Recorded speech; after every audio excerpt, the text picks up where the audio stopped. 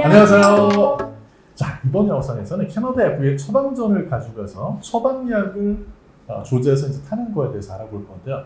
캐나다는 처방전을 가지고 약을 조제하는 과정이 한국하고 어떻게 다른지, 어떻게 하면 처방약 비용을 아낄 수 있는지 이번 영상에서 알아보도록 하겠습니다. 먼저 처방약 조제를 위해서 처음 약국에 방문을 했을 때 우리가 알아야 되는 거는 어떤 게 있을까? 일단 약국을 처음 방문하면 우선 환자 파일을 그 약국에 만들어야 됩니다. 그래서 이게 우리나라랑 조금 다른데 우리나라는 주민등록번호가 다 있잖아요. 그렇죠. 그리고 모두 건강보험에 가입이 되어 있고, 그래서 약국에서 조회하면 필요한 정보가 다 뜨고 정보가 다 자동으로 입력이 돼요. 그래서 이제 환자 파일이 자동으로 생성이 되는데 캐나다는 이런 제도가 없잖아요. 그래서 이제 일일이 다 만들어야 돼요. 그래서 약국을 처음 방문하면 약국 직원이 환자분한테 개인 정보를 되게 많이 물어볼 거예요. 그래서 지금 이제 자막에 있는 것처럼 이제 줘야 하는 정보가 뭐 이름, 생년월일, 성별, 주소, 전화번호, 뭐 의료보험이 있으면은 또 따로 의료보험 정보 이런 거 주셔야 되고, 또 추가로 확인하는 것들이 이제 전에 약을 먹었는데 생겼던 알러지나 부작용 정보, 그다음에 기저질환, 뭐 다른 질환이 있는지, 그리고 다른 약 먹고 있는지 이런 것들에 대해서도 이제 아마 물어볼 거예요. 그런 정보를 주시면 되고, 그래서 매번 새로운 약국에 갈 때마다 이렇게 정보를 주고 환자 파일을 만드셔야 됩니다. 보통 이제 알러지를 물어볼 때 약국에서 물어보는 거는 약에 대한 알러지인데 그 환자분들이 뭐 음식이라든지 이런 거에 대한 알러지 물어보는 줄 알고 그걸 답변하는 경우가 좀 많이 있는 것 같아요. 그렇죠. 약에 대한 알러지를 알려주는 약도 거죠? 있고 네. 뭐 말하시고 싶으면 다 말하시면 됩니다. 그래서 뭐 계란 맞아요. 알러지 이런 건 또 예방 접종이나 이런 데 또 네. 관련이 있으니까 뭐 이제 알아서 이제 직원들이 입력을 할 거예요. 그렇죠. 네. 사실 약에 대한 알러지를 말씀을 하시면 보통 또 약사들이 그것도 물어보잖아요. 어떤 알러지 증상이 있었는지. 그렇죠. 네, 증상이 어땠는지, 언제 그랬는지 뭐 맞아요. 그런 것들도 또 물어보죠. 네. 그게 이제 조금 소통이 어려울 수도 있을 것 같긴 해요. 그렇네요. 아무튼 뭐 그래도 준비는 좀 해서 가면 좋겠죠. 네. 처방약을 그러면 어떤 과정으로 이걸 조제해서 받게 되죠? 일단 뭐 처방전을 받아야겠죠. 우리나라랑 똑같고요. 그래서 캐나다에서는 뭐 의사, 간호사, 약사 이제 여러 직업군들이 약 처방을 할 수가 있고요. 아무튼 사진처럼 생긴 처방전을 이제 받게 됩니다. 그럼 처방전을 받아서 직접 약국으로 가도 되고요. 이제 또 다른 방법은 처방전을 팩스로 원하는 약국으로 보낼 수도 있어요. 네, 이렇게 되면 되게 편한 게 약국까지 가는 동안 미리 약을 조제하도록 요청을 하고 이제 약국에 도착하자마자 약 픽업을 할 수가 있거든요. 그걸 네. 보내는 걸 근데 환자가 보내는 게 환자가 보내도 되나요? 그러면 안 돼요. 보통 이제 팩스는 병원에서 바로 약국으로 가야 됩니다. 네, 그래서 이제 약국 팩스 번호를 보통 구글 검색하면 다 나오거든요. 그래서 이제 집 근처 내가 받고 싶은 약국 팩스 번호를 확인해서 의사한테 알려주면은 병원에서 바로 보내줘요. 그래서 근데 이제 약국에서 또 팩스로 처방을 받는다고 해서 자동으로 이렇게 막 조제해주고 그러지는 않거든요. 그래서 또 해야 되는 게 약국에 전화를 하셔가지고 방금 병원에서 내 처방을 팩스로 보냈고 난 언제 이제 약을 이제 뭐 픽업하고 싶은데 그때까지 약을 조제해달라 이렇게 전화를 하셔야 돼요. 그래서 이제 이때 쓸 수 있는 표현을 저희가 영어로 알려드리도록 하겠습니다. 아주 너무 친절한 거 아니에요? 네. 그래서 제가 이제 환자 역할을 하고 네. 네. 그러면 이제 제가 전화 받으면 되겠네요? 네, 전화를 받으시면 됩니다. 전화 걸어주시죠. 네. Hi, my doctor just faxed my prescription to your pharmacy. Could you check if you have received it? Sure. What's your name and date of birth? My name is Lina and my date of birth is... Oh yes, we have it here. Could I pick it up in 30 minutes? Okay, I guess we can make it ready in 30 minutes. Thank you. See you later. 이렇게 이제 하시면 되죠. 네. 그리고 약 받으러 이거 좀 가면 천천히 하셔도 되긴 할 것 같아요, 실제로. 네, 하실 그렇죠. 때. 네. 그냥 뭐 이제 문장을 만들기 힘드시면 이제 주요 키워드 위주로만 말해도 아마 알아들을 거예요. 네. 그리고 약 받으러 가면은 이제 사진처럼 약을 조제해서 주고요. 약은 종류별로 통에다 담겨져 있고 각각 라벨이 붙어져 있죠. 이게 진짜 다르죠. 그러니까 약이 다 통에 담겨져 있잖아요. 그렇죠. 네. 그렇죠? 네. 알아서 이렇게 하나씩 빼서 네. 드셔야 됩니다. 사실 이제 우리나라 방식이 더 편리한데, 그렇죠. 네. 이거는 사실 이렇게 담는 게 이유가 있을까요? 그래서 이게 처방전을 인식하는 방식이 좀 다른 것 같아요. 네. 그렇죠. 이게 이제 처방전 우리는 이렇게 처방전 안에 약이 여러 가지가 있잖아요. 그거를 한 번에 먹는 걸로 인식을 하는데 캐나다는 그냥 약 하나하나를 따로 인식을 하거든요. 그래서 네. 그냥 따로 주는 것 같아요. 처방전 받고 나서 바로 조제를 하지 않을 때도 있잖아요. 그렇죠. 근데 이제 그런 경우에는 어떻게 할 수 있어요? 처방전은 이제 바로 내가 이 약은 필요가 없다 이런 네. 경우가 되게 많거든요. 그럴 때는 약국의 처방전을 저장해 놓을 수도 있어요. 아하. 네. 그래서 여기서도 제가 알려드리면은 이제 캐나다에는 약국 처방전 저장 기능이 있으니까 처방받았다고 무조건 뭐 약을 내가 바로 지금 받아가고 이런 건 아니거든요. 그게 진짜 많이 다르네요. 그러니까 그쵸. 우리나라는 처방전을 받으면 거기 써 있잖아요. 뭐 3일 안에 조제, 뭐 그쵸. 7일 안에 조제 그렇죠. 써 있는데 그렇지 않고 저장이 가능하다는 그렇죠. 말씀이시죠? 맞아요. 네. 어. 그래서 이제 그럴 경우에 약국에 그냥 처방전 정보를 보관을 해놓고 내가 그 약이 필요할 때 나중에 받아갈 수 있어요. 그래서 환자 파일을 만들었다고 했잖아요. 거기에다가 이제 처방전 정보를 입력을 해놓은 거예요. 자, 만약에 약이 음, 이 처방전에 약이 뭐 5가지가 있다.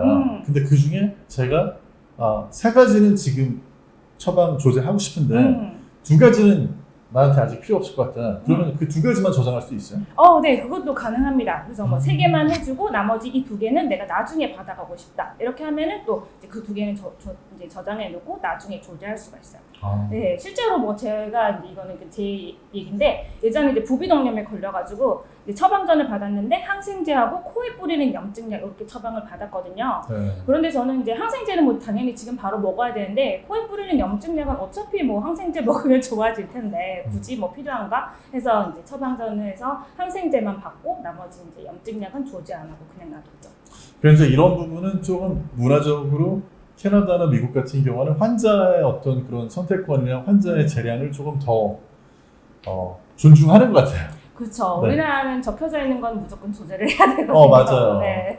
그거 물어보시는 분들이 가끔 계신데 네. 부분적으로 조제하는 게 우리나라에서는 법적으로 문제가 되죠. 네. 그렇죠. 네, 그래서 만약에 처방전을 약국 시스템에 그냥 저장만 해놓고 싶다. 그러면 또 이렇게 말씀을 하시면 됩니다. I don't need this medication now. Can you save it on my file? 이렇게 하시면 되죠. 그리고 이제 전에 저장해놓은 처방전을 이제 약국에서 조제를 하고 싶어요. 그러면은 이제 전화를 하거나 직접 가셔가지고 요청을 하면 되는데 그럴 때는 또 이렇게 말씀을 하시면 돼요. 그래서 I'd like to fill my prescription 그렇게 말을 한 다음에 이제 막 직원이 이제 이것저것 또 많이 물어볼 거예요. 그러면 또 이제 대화를 하시면 되는데 저희가 또 한번 대화를 해볼까요? 네. 네. 제가 그럼 환자를 하겠습니다. 네.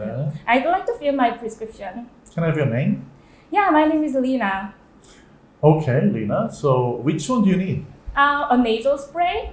Okay. When would you like to pick it up? Can I pick it up tomorrow in the morning?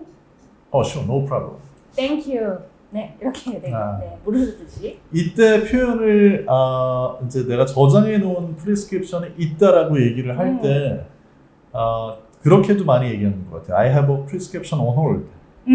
그죠? 네. 그 이제 그쵸. 뭐 save란 말도 예. 쓰지만 holding이란 말도, hold라는 네. 말도 많이 써서 맞아요. 네네. 맞아요. 네. 그런 표현은 기억을 해두시면 도움이 될 것 같습니다. 네. 네. 근데 이제 처방전에 우리나라하고 제일 큰 차이점 하나가 리필이 있다고 들었거든요. 네, 네. 여기 지금 사진에 보이는 것처럼 빨간색 동그라미 된 부분처럼 그래서 의사가 처방할 때 리필을 주기도 해요. 그래서 뭐 처방 한 번으로 여러 번 약을 받을 수 있는 거죠. 그래서 여기 처방전 같은 경우에 지금 이제 이 환자분이 혈압약을 받았는데 30정을 받고 이제 처방전이 리필이 6개예요.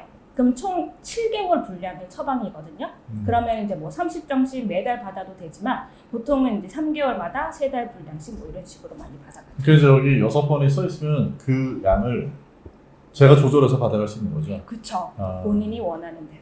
이건 되게 편리한 것 같은데 그쵸. 근데 우리나라에서 워낙 또 병원 가기 쉬우니까는 뭐 이런 제도가 없다는 그런 설명도 있고 근데 아무튼 캐나다나 미국에서는 이렇게 리필을 주면은 그거는 조금 편리한 것 같아요. 네, 맞아요. 굉장히 편리한 제도입니다. 근데 이제 그러면 리필이 있는데 네. 저희 그럼 다음번에 병원 안 가도 되잖아요. 그쵸. 그러면 이제 병원 안 가고 약국 가가지고 리필 하고 싶을 때 이때는 영어로 어떻게 해? 네, 또 하는데요? 저희가 또 준비를 했습니다. 네. 이렇게 또 얘기하면 또 해볼까요? 네. Hi, I'd like to fill my prescription. Can I have your name and date of birth? Yeah, my name is Alina and my date of birth is Okay, so which one do you need? blood pressure medications, please. Okay, sure. 네. 그러면서 여기서는 사실 뭐 메디케이션 이름 같은 거를 체크를 할 수도 있겠죠. 네. 그래서 보통 환자분들이 자기 약 이름을 못 외우는 경우가 많아요. 너무 진짜 막 많죠. 길고 네. 복잡하거든요. 네. 그러면은 대충 뭐 블러드 프레셔 메디케이션이다 그러면 알아서 이거니 이렇게 물어봐줘요. 맞아요. 네, 아주 네. 친절합니다. 아. 근데 이제 A라는 약국에 처방전을 이제 뭐 리필이든 이렇게 정보를 보관해놨는데 제가 오늘따라 그 약국에 못 가가지고 B라는 약국에 가서 처방전을 조제하고 싶다. 그럴 때도 가능하다고 들었거든요. 그렇죠. 그럴 네. 때는 처방전 트랜스퍼를 하면 됩니다. 네. 이 과정에서도 이제 알려드리면은 일단 이제 뭐 이제 원래 약이 남아 있는 곳이 A라는 약국이에요. 네. 근데 이제 제가 지금 당장 약을 픽업하고 싶은 데는 B라는 약국이에요. 그래서 A로 B를 보낸다. 그러면 하는 법은 간단해요. 이제 처방전이 보관된 약국이 A면은 일단 A 약국에 전화를 해서 네. 트랜스퍼를 요청을 해야 돼요. 그래서 A라는 약국에 전화를 해야 됩니다. 이때 이제 B 약국 정보를 줘야 돼요. 어느 약국으로 보내고 싶은지. 그래서 약국 정보는 미리 뭐 구글을 찾는다든지 해서 알고 있으시면 되고, 보통 물어보는 게 약국 이름, 주소, 뭐 전화번호거든요. 그래서 그걸 알려주시고 무슨 처방전을 트랜스퍼하고 싶은지도 이렇게 말씀을 하시면 돼요. 그래서 만약에 모두 다 옮기고 싶다. 만약에 내 이사를 갔어요. 그래서 모두 다 옮기고 싶다. 그러면은 whole file transfer라고 해서 이제 그걸 요청하시면 그럼 이제 됩니다. 전부 남아있는 거 다 옮기는. 네, 뭐 약도 다 옮기고 개인 정보 이런 것도 다 옮기는 거예요. 그래서 요청할 때 쓰는 표현은 그냥 단순하게 뭐 Could you transfer my prescription to another pharmacy? 이렇게 얘기를 하시면 이제 뭐 이렇게 또 추가적인 질문을 하거든요. 그럼 네. 정보를 주시면 됩니다. 사실 이제 저 때는 제일 많이 물어보는 건 그거죠. What's your prescription number 이렇게 물어볼 그쵸. 거고, prescription number라는 거는 이거는 그냥 원래 처방전에 있는 번호가 아니라 약국에서 지정을 해놓은 넘버, 그걸 알려주면 그쵸. 그걸로 네. 보통. 그래서 아까 약 그렇죠. 받을 때 왜 네. 라벨이 다 붙어져 있잖아요. 음. 그 라벨 위에 보면은 처방전 넘버가 다 있어요. 그쵸. 그걸 기억을 할 수는 없고 이제 병이 있으니까 네. 병에 적혀 있는 걸 가지고 네. 알려주면 되는 거죠. 네. 자, 그러면 이제 처방약 조제료가 또 한국하고 음. 다르게 계산이 되잖아요. 여기에 대해서도 알려주시면 좋을 것 같아요. 네, 이거 정말 중요한 부분인데요. 네. 한국이랑 이게 다른 게 두 가지 면에서 달라요. 일단 첫 번째는 이제 처방전 한 가지당 조제료가 붙어요. 그래서 우리나라는 약이 몇 가지든 간에 조제료는 한 번만 내거든요. 그래서 뭐 감기여서 이제 처방전을 받으면 약이 뭐 5가지, 6가지가 있지만 조제료는 한 번 내요. 그렇죠. 그렇지만 캐나다는 처방전에 예를 들어서 뭐 혈압약, 당뇨약 이것저것 해서 5가지가 있어요. 그러면 조제료가 5번 부과가 됩니다. 네. 이게 사실 참 네. 조제료 많이 내는 게 내는 분들은 좀 찜찜할 수 있을 것 같은데. 그렇죠. 네. 그래서 뭐 약을 좀 덜 먹을 것 같기도 하고. 네. 사실 그런 건 있는 것 같아요. 음. 조제료를 많이 내니까 약이 가짓수가 적은 게 더 좋긴 하죠. 네, 그렇죠.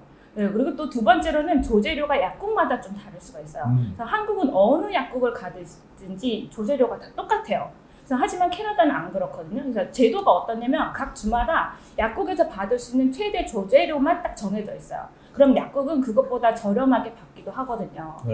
그래서 이제 지금 사진을 보시면 2018년 뉴스에 나왔던 내용인데 매니토바 주에 보면 지역과 약국마다 조제료가 다르다 뭐 이런 내용이에요. 그래서 지금 이제 세인트 제임스라는 지역에 있는 코스트코는 4.49불이죠. 근데 저 밑에 보시면 오스본이라는 지역의 샤퍼스 족마트는 14불이에요. 이게 엄청난 차이가 나죠. 3배 이상 차이가 나요. 네, 그래서 약국 체인마다 조제료가 일렉식으로 좀 달라요. 그래서 이거에 대해서 좀 더 자세히 알고 싶다. 그러면은 지금 하단에 있는 링크 여기로 들어가시면 이 사진처럼 또 나와 있으니까 이제 참고해서 이제 가시면 될 것 같습니다. 이거는 엄청난 차이입니다. 쏠쏠한 정보인데. 네. 그래서 처방약의 보험 적용 어떻게 되나요? 일단 이제 65세 미만의 젊은 이제 환자분들의 처방약은 주로 사보험으로 커버가 되고요. 뭐 사보험이 없으면은 그냥 이제 캐시로 지불을 해야 되고, 이제 유학생의 경우에는 보통 학교 의료보험이 있잖아요. 그러면 학교 의료보험이 있으면은 이제 보통 처방약이 보험이 돼요. 근데 보통 100% 커버는 아니고 대략 한 80% 커버 그 정도 되더라고요. 나머지 20%를 내야 되는 거구나. 네, 그 정도만 내시면 됩니다. 그래서 이제 약 조제를 요청할 때 미리 보험 정보를 주면은 약국에서 보험 정보를 먼저 적용을 한 다음에 남은 본인 부담금만 청구를 하는 경우도 있고요. 근데 이제 어떤 경우에는 이제 그 보험 약관에 따라서 약국에서 미리 이제 정보를 이제 보험 적용 못할 수도 있어요. 이럴 때는 이제 일단 모든 비용을 다 약국에 지불을 하고 보험사에 청구를 하셔야 돼요. 그때는 이제 뭐 약값 영수증 같은 걸 사진으로 찍어서 앱으로 올린다든지 뭐 이런 식으로 하는 방법이 있고요. 네, 구체적인 거는 그 의료보험 이제 약관에 따라 좀 다르니까 학교 의료보험 관련 내용 이런 거 이제 찾아보시면 되겠습니다. 그렇군요. 자, 이번 시간에는 캐나다에서 처방약 조제를 더 효율적으로 하면서 비용을 아낄 수 있는 방법을 알아봤고요. 그럼 다음 시간에 저희는 또 찾아뵙겠습니다. 안녕.